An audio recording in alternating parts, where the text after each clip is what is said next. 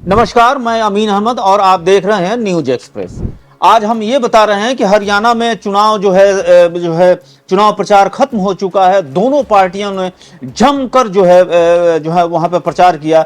मतलब कमोबेश राजनीतिक विश्लेषक और वहां जनता की राय और जमीनी हकीकत को देखते हुए कहा जा रहा, कई राजनीतिक विश्लेषक तो ये कह रहे हैं कि जो है बीजेपी मैदान छोड़ के भाग चुकी है।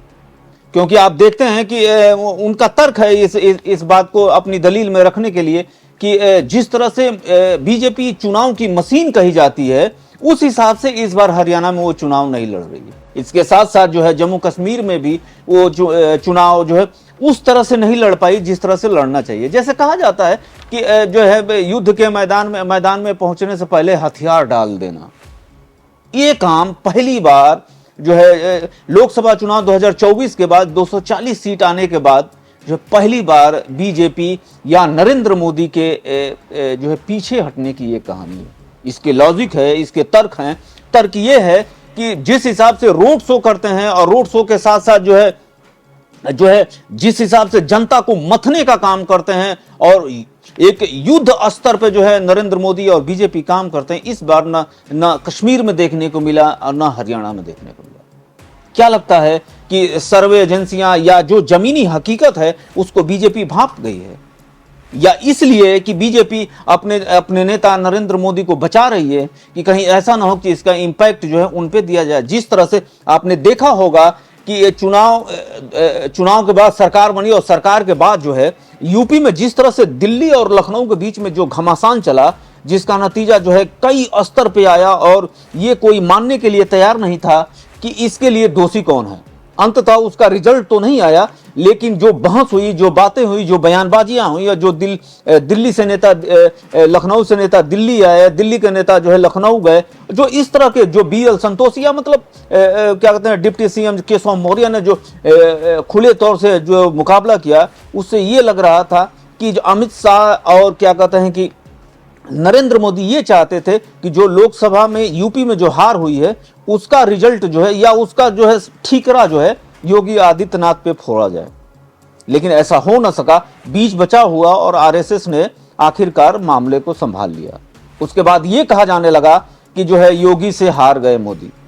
क्या इस बार हरियाणा में इसके लिए नायब सिंह सैनी की गर्दन तैयार रखी गई है या उनके सर पे ये हार का ठीकरा फोड़ा जाएगा?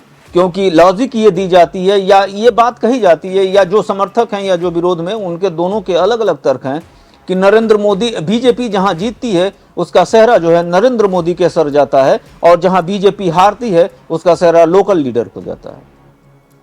तो क्या हरियाणा में इस बार जो है जिस तरह से देखा जा रहा है और जो सर्वे एजेंसियां या सैफोलॉजिस्ट या जो बड़े बड़े दिग्गज पत्रकार हैं जिनकी बातें और जिनकी नब्ज जो है जो कहते हैं वो सही है, क्या इस बार जो है हरियाणा में जो है कांग्रेस की सरकार बनेगी? जो सर्वे हैं लोक पोल या सी वोटर या और भी तमाम जो सर्वे एजेंसियां हैं वो 8 तारीख को तो बताएंगे ही जिस दिन मतदान खत्म होगा, लेकिन उससे पहले हम बता रहे हैं कि 50 से ऊपर सीटें जो है कांग्रेस जो है जीतकर हरियाणा में सरकार बना रही है। और जिस तरह की जो लड़ाई है, जिस तरह की कार्यकर्ताओं में उत्साह है, उससे देखा जा रहा है कि 20 से 25 सीटें जो है बीजेपी जीत सकती है।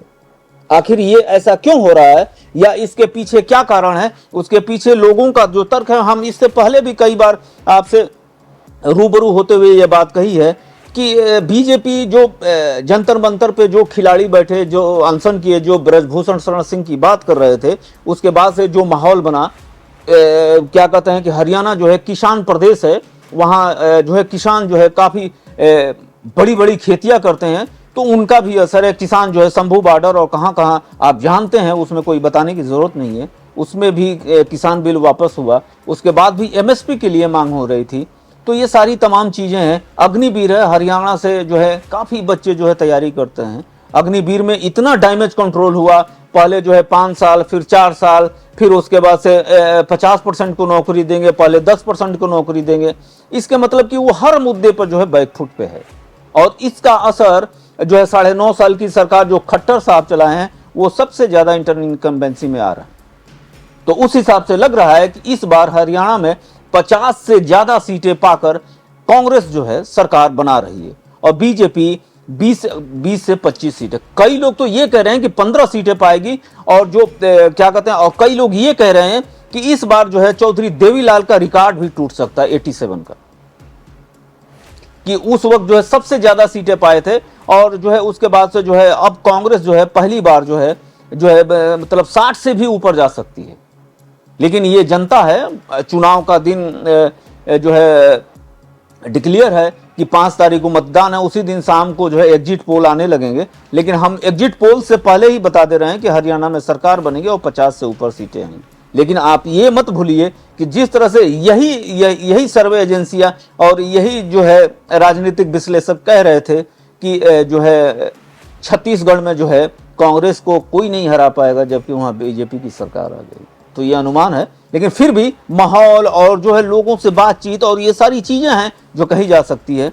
तो इस बार देखना होगा कि 8 तारीख को मतगणना के बाद जो है किसका जो है ओपिनियन या किसका अनुमान सही होता है, हम भी इसी इंतजार में हैं। लेकिन एक जो होती है, जैसे अगर आप बीमार हैं तो आपका बॉडी जो है गर्म होता है, टेम्परेचर हाई होता है, आपको थर्मामीटर से नाप के दिखाया जाता है, उसी तरह से हम घूम कर वहां से आए हैं। तो इस हिसाब से हम कह रहे हैं कि वहां 50 से ऊपर सीटें जीतेगी कांग्रेस और सरकार बनाएगी। जिस दिन मतगणना हो उस दिन तो हम दिन भर आपके साथ रहेंगे। लेकिन ये भी एक खबर थी तो हमने सोचा आपको बता दें। ये खबर आपको कैसी लगी और कमेंट करके ज़रूर बताइएगा। नमस्कार।